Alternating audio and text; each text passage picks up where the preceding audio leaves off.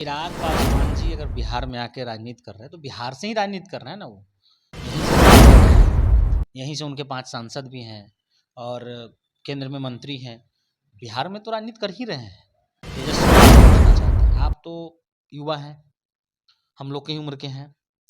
आप एक बार अगर यात्रा निकालते हैं तो पूरे बिहार का दौरा नहीं कर पाते हैं, थक जाते हैं। और वो नीतीश कुमार एक बार यात्रा शुरू करते हैं तो पूरे बिहार के एक-एक जिलों में जाकर के यात्रा करते हैं। तो युवा कौन है? देखिए, बिहार में विधानसभा का चुनाव नज़दीक है। ऐसे में जिस तरह से तमाम पार्टियां लगातार जिस तरह से चुनावी मैदान में उतरे हुए हैं, लेकिन एक तरफ अगर देखा जाए तो हाल ही के दिनों में केंद्र का राजनीतिक छोड़ अब बिहार में राजनीति करने वाले हैं चिराग पासवान। ऐसा कुछ महीनों पहले जो है उनका बदलता स्टेटमेंट चिराग पासवान का अगर बता दें तो उन्होंने इच्छा जाहिर किया था कि 2029 में हम विधायक के लिए हम चुनाव में उतरेंगे। लेकिन अब देखिए अचानक फिर से एक बयान आता है उनका कि बिहार में हम राजनीति अब करेंगे, बिहार के लोगों हम बुला रहे हैं। नीतीश कुमार जी बिहार के मुख्यमंत्री हैं, मेरे साथ अभी बातचीत करेंगे। पर जेडीयू से प्रदेश युवा के प्रदेश अध्यक्ष जी हैं, हम बात करने की कोशिश करें। कैसे देखते हैं सर, एक तरफ आपके साथ हैं चिराग पासवान, फिर भी कयासे जो लगाए जा रहे हैं कि केंद्र का राजनीतिक छोड़ेंगे तो नीतीश कुमार जी को राजनीतिक में कुछ कमजोरी पड़ेगी, कैसे देखते हैं आप? देखिए, सबसे पहले तो कोई भी व्यक्ति कहीं से राजनीति करता है, इससे कोई दिक्कत नहीं है। और चिराग पासवान जी एनडीए में हैं, एनडीए के साथ हैं, मजबूती के साथ हैं, कोई कन्फ्यूजन नहीं है। हमारे अभी 5 घटक दल जो हैं वो यूनाइट हैं एक दूसरे के साथ, सब लोग का समन्वय हो रहा है। अभी हाल ही में देखे होंगे जिला स्तरीय हम लोगों ने एनडीए कार्यकर्ता सम्मेलन भी कराया। तो सब एकजुट है और एक साथ है। बिहार में नेतृत्व नीतीश जी का है और केंद्र में प्रधानमंत्री नरेंद्र मोदी जी का नेतृत्व है। और ये दोनों नेतृत्व एनडीए की मजबूत पिलर हैं। देश लेवल पे आज हम मजबूती की स्थिति में हैं और इस तरह से बिहार में नीतीश कुमार जी ने 2005 के बाद लगातार, बीच में कुछ महीने छोड़ दिए जाए जो जीतन राम मांझी जी ने कार्यकाल रहा, उसके बाद लगातार उन्होंने काम किया है और बिहार को उस दलदल से निकाल के बेहतर स्थिति में बनाया है। और आज एनडीए का सिर्फ एक नारा है, एक सच्चाई है, 2025 फिर से नीतीश। आप कह रहे हैं कि चिराग जी एनडीए के साथ है, ठीक है। यह भी बात मानते हैं कि लोकसभा के दरमियान में जो है नीतीश कुमार जी ने काफ़ी उनको सहायता भी की।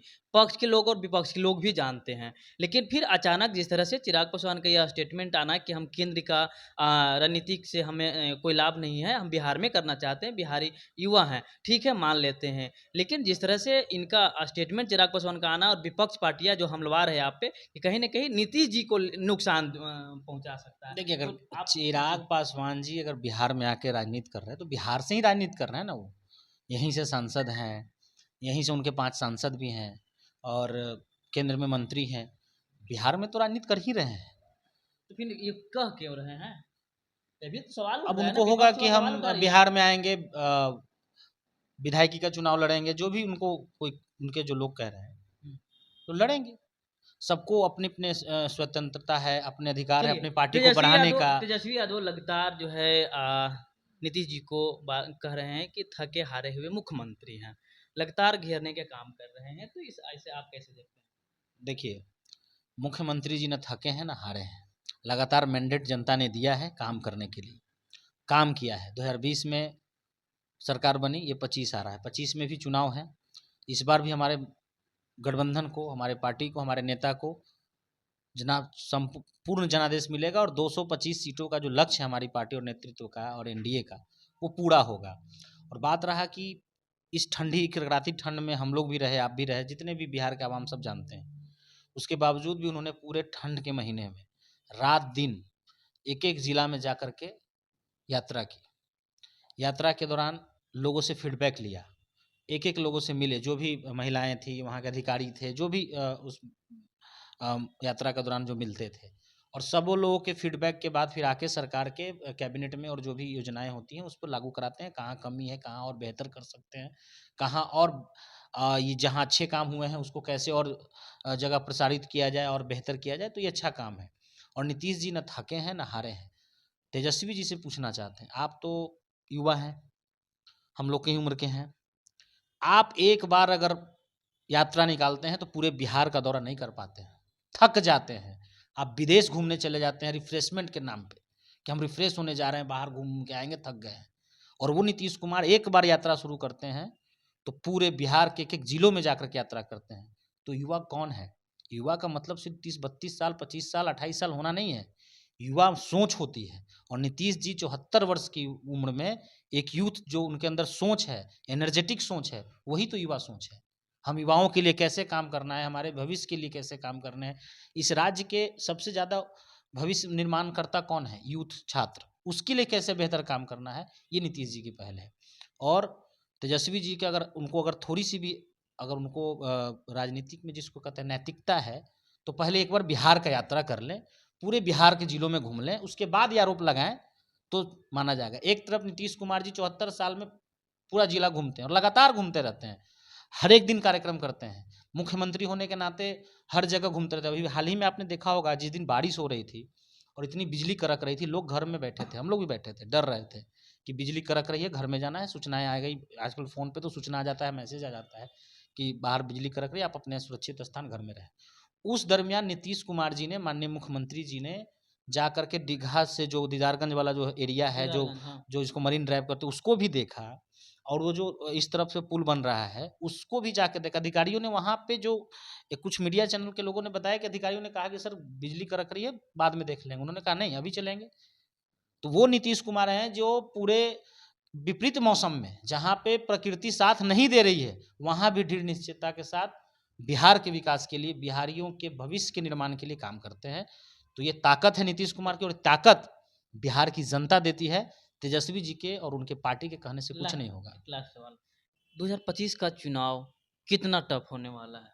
कोई चुनाव नहीं हो रहा है यहाँ, टफ कुछ नहीं है यहाँ, सिर्फ और सिर्फ एक औपचारिकता बस रह गई है चुनाव में। बस चुनाव हो गए, परिणाम वही आएंगे जो हम लोग का लक्ष्य है। 225 के आसपास हम लोग चुनाव लड़ेंगे, 225 चुनाव जीतेंगे, मिनिमम हम लोग का टारगेट है। हो सकता है उससे अधिक हम लोग जीत जाएं। औपचारिकता बस चुनाव है। तेजस्वी जी जितना हल्ला करना है कर लें, उनके साथ कौन खड़ा है? वो जंगल राज देखना नहीं चाहेंगे हम युवा, उनके भ्रष्टाचार की स्थिति देखना नहीं चाहेंगे।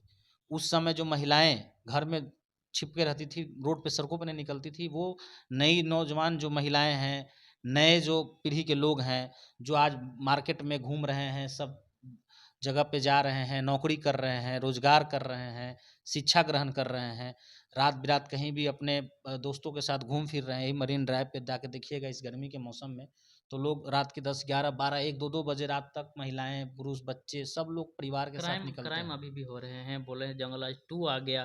विपक्ष की तरफ से बयान आ रहा है, आरा की घटना को लेकर के उदाहरण दे रहे हैं। देखिए, इसमें से महतो और यादव को लोगों को जो है गोलियों से उड़ा दिया गया।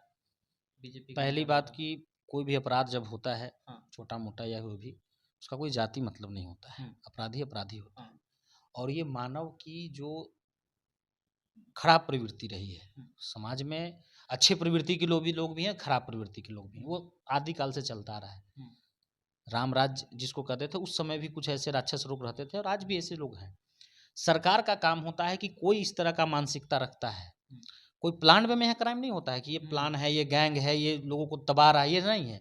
कोई पर्सनल लड़ाई है, किसी से द्वेष है, कोई गलत मानसिकता के साथ किसी के साथ गलत किया, सरकार का काम होता है उसको त्वरित एक्शन लेना, त्वरित कार्रवाई करना। 2005 से पहले क्या था, वो प्लान वे में क्राइम था, एक गिरोह था, बहुत सारे ऐसे गुट थे जो लोगों पे गोलियां चलाते थे, लोगों को डिस्टर्ब करते थे, एक गैंगबाज थे, बहुत बड़े बड़े बाहुबली हुआ करते थे। आज ऐसा कुछ नहीं है। तो मानव में जो खराब प्रवृत्ति के लोग हैं वो करेंगे, लेकिन सरकार का काम है उनको पकड़ के सलाखों के पीछे भेजना, सजा दिलाना और उस पर अंकुश आरा लगाना। में जो घटना हुई, जो अपराधी जो पकड़े गए हैं, क्या उनको सजा मतलब मिल पाएगी सही से? क्योंकि कई बार भी क्राइम उनका कराता है, इसीलिए मैं बोल रहा हूँ। क्योंकि लोग विपक्ष का नेता जो है वो कह रहे हैं कि लगातार उन पे आरोप लगता है, बाद में फिर बाहर आ जाता देखिए, ये कानून का काम होता है, हमारी सरकार का काम है हाँ। लोगों को जो न्याय संगत जो कानून है उसके तहत उसको पकड़ना, उस पर जो भी केसेस हैं उसके अनुसार आरोप लगाना, कोर्ट में जाते हैं। और यहाँ पे तो आप देखे होंगे कि बिहार में जो पुराने जितने मामले थे सब निष्पादन हो गए हैं। इवन कि जो लालू जी का जो दंश था, जो पुराने पुराने जो नरसंहार, उस सब केस को खुलवा करके जो न्याय हुआ, जो न्याय संगत फैसला कानून करती है, उसको जो मदद करना होता है कोर्ट को, वो सरकार करती है।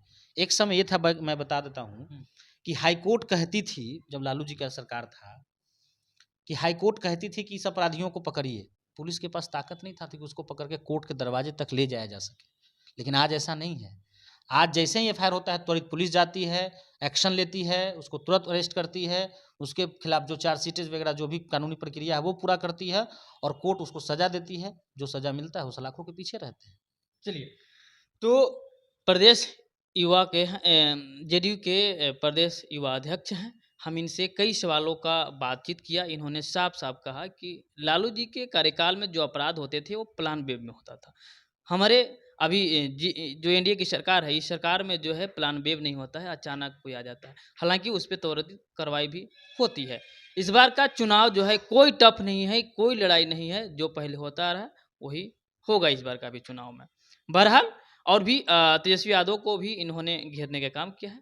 लगातार हम अपडेट और भी लाएँगे, चुनावी के जो माहौल रहेंगे, जो मुद्दे रहेंगे, अपने चैनल के माध्यम से हम दिखाएँगे। तमाम दर्शकों से आग्रह करेंगे कि खबर हम दोनों का बातचीत का आपने सुना होगा, देखा है। हम चाहेंगे कि आपकी राय क्या है, कमेंट के ज़रिए हमें ज़रूर बता दीजिएगा। तब तक के लिए दीजिए हमें इजाज़त। धन्यवाद। देखते रहें वाई डिस्कवरी न्यूज़।